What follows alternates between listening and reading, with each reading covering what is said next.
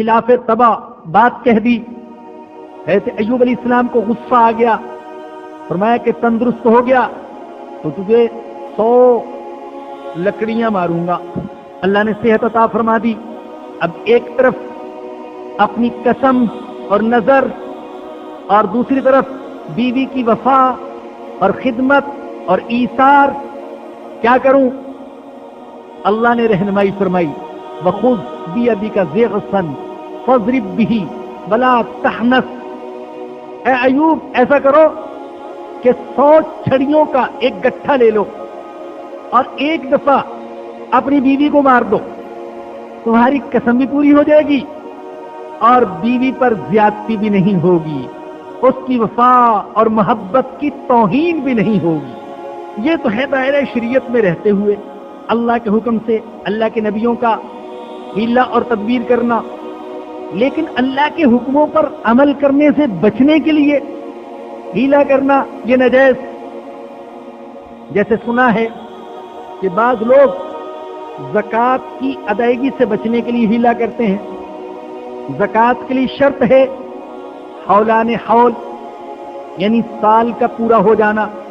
अब इसके पास, शौहर के पास 10 लाख रुपए हैं, 11 महीने गुजर गए, 11.5 महीने गुजर गए, बल्कि 11 महीने 28 दिन हो गए, 1 या 2 दिन रह गए। अब वो लाखों रुपया बीवी को देते हैं, ये तुम ले लो, और कहते हैं मेरे ऊपर तो साल पूरा ही नहीं हुआ, 11 महीने 28 दिन ये रुपया मेरे पास था और उसके बाद तो मैंने बीवी को हिबा कर दिया। और बीवी ने भी यही किया, 11.5 महीने वो पैसा अपने पास रखा। जब ज़कात की अदायगी का वक्त आया तो अब शौहर को दे दिया। न इस पर ज़कात फर्ज, न उस पर ज़कात फर्ज। मुफ्ती से पूछेंगे कि अगर साल पूरा ना हो तो ज़कात आएगी नहीं आएगी? मुफ्ती तो कह देगा ज़कात नहीं आएगी, लेकिन अल्लाह कहेगा मैं तेरी बदध्यानती को जानता हूं, माल मेरा दिया हुआ और कमबख्त उस लाखों दिए हुए माल में से चंद हजार देने के लिए हीले बहाने करते। मैं तेरी बदनीयती को और मक्कारी को खूब जानता हूं। मुफ्ती का फतवा हर जगह नहीं चलता। बहुत सी चीजें ऐसे हैं कि वहां बंदा अल्लाह को जवाबदेह होता है, बल्कि असल में तो हम अल्लाह ही के सामने जवाबदेह हैं। मुफ्ती के सामने तो हम जवाबदेह नहीं है, खुद मुफ्ती अल्लाह के सामने जवाबदेह है, हम उसके सामने जवाबदेह क्या होंगे? तो ये हीला साजी उनकी फितरत थी, यहूद की।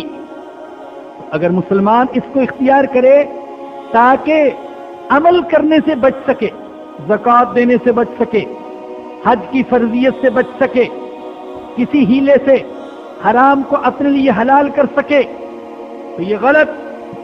फरमाया कि हमने अगलों और पिछलों के लिए इसे इबरत बना दिया और परहेजगारों के लिए नसीहत बना दी। अल्लामा अलूसी रहमतुल्लाह अलैह रूहुल मानी वाले, उन्होंने इस मकाम पर बड़ा अजीब नुक्ता लिखे है। फरमाते हैं कि अल्लाह ने इबादतों के लिए खास हैअत का हुक्म दिया है, खास सूरत। हर इबादत की एक खास सूरत है, एक खास वक़्त है। उसी मुतअय्यन वक़्त में उसी खास हैअत के साथ इबादत करना जरूरी है ताकि दिल की जुल्मत दूर हो और दिल में नूर पैदा हो। और जो ऐसा नहीं करते, जिस हैअत के साथ और जिस वक़्त में अल्लाह ने उस इबादत के करने का हुक्म दिया उस तरीके से नहीं करते, तो उनका नूरे इस्तेदाद जाया हो जाता है और वो भी असहाबे सबक की तरह अंदर से मस्ख होकर रह जाते हैं और उनके अंदर जानवरों वाले औसाफ पैदा हो जाते हैं। और यहां ये बात भी जान लें, यहूद तौरात पढ़ते थे, लेकिन तौरात पर عمل نہیں کرتے تھے. صرف پڑھنا کافی نہیں ہے. مانتا ہوں اور جانتا ہوں کہ یہ عظیم کتاب مقدس قرآن کریم وہ ہے جس کو ہاتھ لگانا بھی ثواب ہے محبت کے ساتھ، اور عقیدت کے ساتھ دیکھنا بھی ثواب ہے، اور پیار کے ساتھ چومنا بھی ثواب ہے، اور اخلاص کے ساتھ سینے سے لگانا بھی ثواب ہے، اللہ کی رضا کی نیت سے پڑھنا بھی ثواب ہے.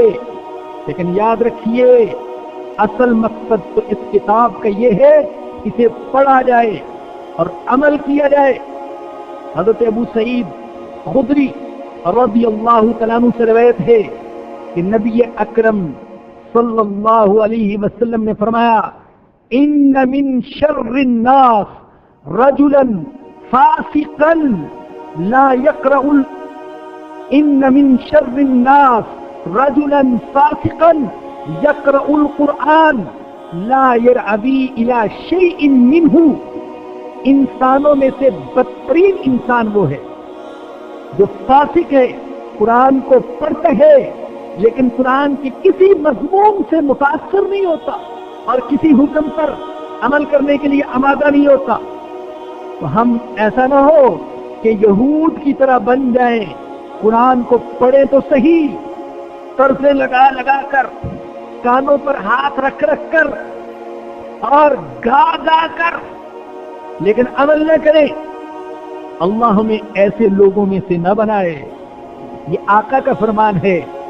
قیامت کے قریب بہت سے ایسے لوگ ہوں گے قرآن پڑھیں گے لیکن قرآن حلق سے نیچے نہیں اترے گا، حلق سے اوپر تک ہی ہوگا.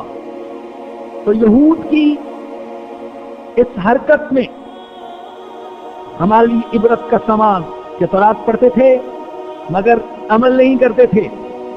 ان کی ایک اور حرکت، ایک اور جرم، اذ قال موسیٰ لقومہ، اور یاد کیجئے جب موسیٰ علیہ السلام نے اپنی قوم سے کہا ان اللہ یأمرکم، بے شک اللہ تمہیں حکم دیتے، ان تذبحوا بقرہ، ایک گائے ذبح کرنے کا.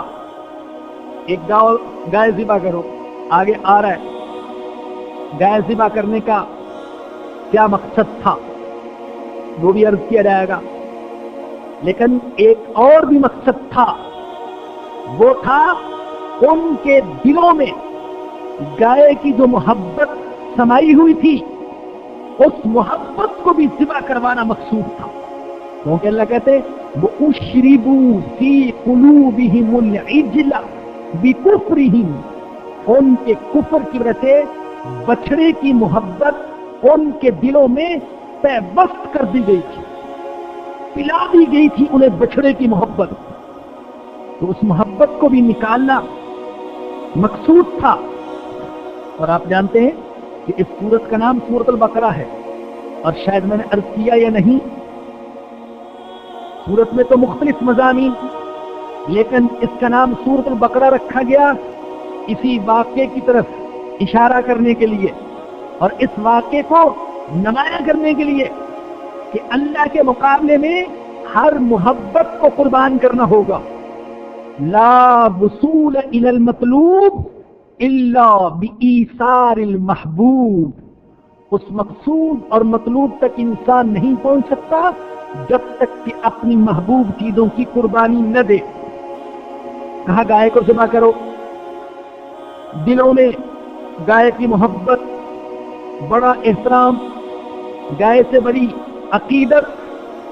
یہ ایسے ہی جیسے آج ہندوؤں سے کہا جائے گائے کو ذبح کرو، گائے کا پیشاب پینے والے، اس کے گوبر کی تعظیم کرنے والے، گائے کو سلام کرنے والے، وہ کہیں گے ارے یہ کیسا حکم دے رہے ہو، گائے کو، ماتا کو، اس کو ذبح کریں.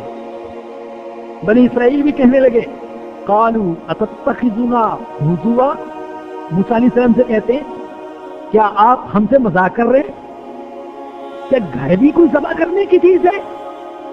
قال اعوذ باللہ ان اکون من الجاہلین.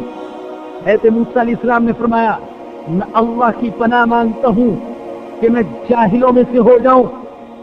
مزاح کرنا، خوش طبی کرنا، دل لگی کرنا، یہ تو ہمارے آقا کی سنت ہے۔ ہمارے آقا دل لگی کرنے والے تھے۔ ہمارے آقا کے چہرے پر مسکراہٹ کھیلتی رہتی تھی اور دل غم سے بھرا ہوا۔ امت کا غم، انسانیت کا غم، ایک ایک فرد کا غم، آخرت کی جواب دہی کی فکر، دل تو حزن و الم اور فکر سے بھرا ہوا، لیکن چہرے پر مسکراہٹ۔ آپ جانتے ہیں کہ یہ کتنا مشکل کام ہے؟ نیچے آگ ہو اور اوپر ٹھنڈک ہو، یہ کیسا مشکل کام، لیکن آقا کے لیے اللہ نے اس مشکل کو آسان فرما دیا۔ دل تو اتنا غم سے بھرا ہوا، اللہ کہتے ہیں لعلک باخع نفسک الا یکونوا مؤمنین، یہ ایمان نہ لائے تو کیا آپ جان قربان کر دیں گے؟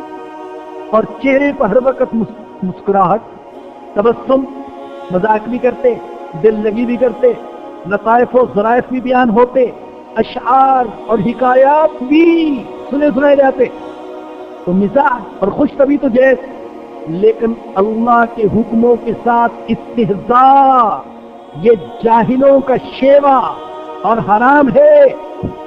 اور جان لیجئے بعض اوقات یہ استہزاء انسان کو اسلام کے دائرے سے خارج کر دیتا ہے۔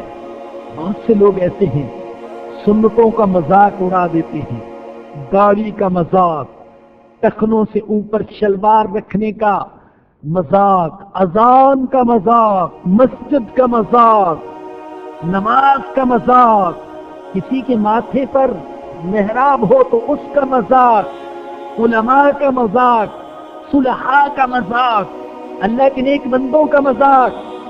وہ لوگ جان لیں کہیں ایسا نہ ہو مذاق ہی مذاق میں وہ ایمان سے محروم ہو جائے۔ حضرت موسیٰ علیہ السلام سے جب انہوں نے کہا کہ آپ ہمارے ساتھ مذاق کر رہے ہیں، حضرت موسیٰ علیہ السلام نے کیا فرمایا؟ ارے اللہ کے حکموں کے ساتھ مذاق کرنا یہ تو جاہلوں کا کام ہے، میں تو اللہ کے نبی ہوں، کیا میں نبی ہو کر مذاق کروں گا؟ اعوذ باللہ، میں اللہ کی پناہ مانگتا ہوں ان اکون من الجاہلین، یہ کہ میں جاہلوں میں سے ہو جاؤں۔ قالوا ادع لنا ربک یبین لنا ما ہی، بچنا چاہتے ہیں گائے کو ذبح کرنے سے، اور آپ سن چکے طبیعت، فطرت، ہیلا ساز، مکار قوم کل بھی تھی، آج بھی ہے اور رہے گی۔ اللہ کی لعنت ہے اس قوم پر۔ بچنا چاہتے ہیں، حضرت موسیٰ علیہ السلام سے کہتے ہیں ادع لنا ربک، بلائیے ہمارے لیے اپنے رب کو، یبین لنا، وہ بیان کرے، ماہیہ، وہ گائے کیسی ہو۔ حضرت موسیٰ علیہ السلام نے تو اللہ کا ایک حکم سنایا تھا، پیغام پہنچایا تھا، کوئی بھی گائے ذبح کر دیتے اللہ کا حکم پورا ہو جاتا، لیکن پوچھتے ہیں بلائیے اپنے رب کو، بیان کرے کیسی ہو گائے۔ فَإِنَّهُ يَقُولُ، اللہ کے نبی نے فرمایا کہ میرا اللہ کہتے ہیں إِنَّهَا بَقَرَةٌ، وہ ایسی گائے ہو لا فارض، نہ بڑیا، بلا بکر، نہ بچیا، بن بیاہی، بچی نہ ہو، اوان بین ذالک، ان دونوں کے درمیان ہو، نہ بڑیا نہ بالکل بچی، بلکہ درمیانی عمر کی بالکل نوجوان۔ فَافْعَلُوا مَا تُؤْمَرُونَ، ارے کر گزرو جس کا تمہیں حکم دیا جا رہا ہے۔ پھر سوال کیا قَالُوا ادْعُ لَنَا رَبَّكَ يُبَيِّن لَنَا مَا لَوْنُهَا، کہنے لگے ہمارے لیے اپنے رب کو بلاؤ، اپنے رب سے پوچھو وہ بیان کرے ہمارے لیے گائے کا رنگ کیسا ہونا چاہیے۔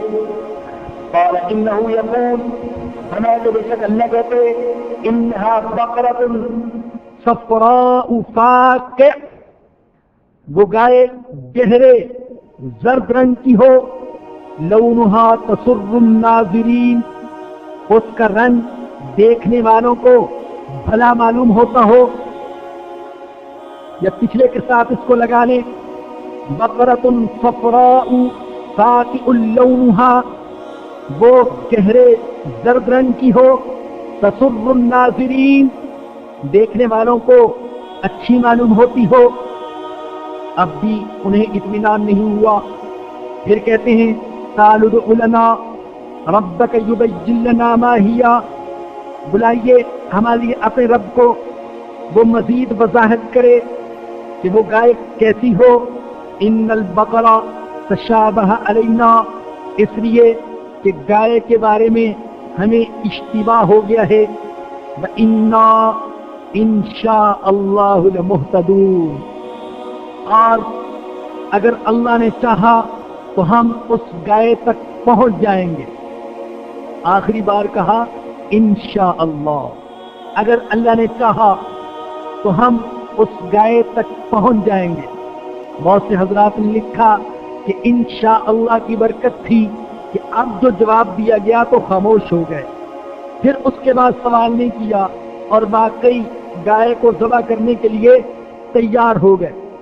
قال، حضرت موسیٰ علیہ السلام نے فرمایا، انہ یقول، میرا اللہ کہتے ہیں، انہا بقرۃ، وہ ایسی گائے ہو، لا ذلول، جس سے خدمت نہ لی جاتی ہو، تثیر الارض، نہ زمین میں ہل چلاتی ہو، ولا تسقی الحرث، نہ کھیتی کو پانی دیتی ہو، مسلمۃ، صحیح سالم ہو، لا شیۃ فیہا، اس میں کوئی داغ دبا نہ ہو،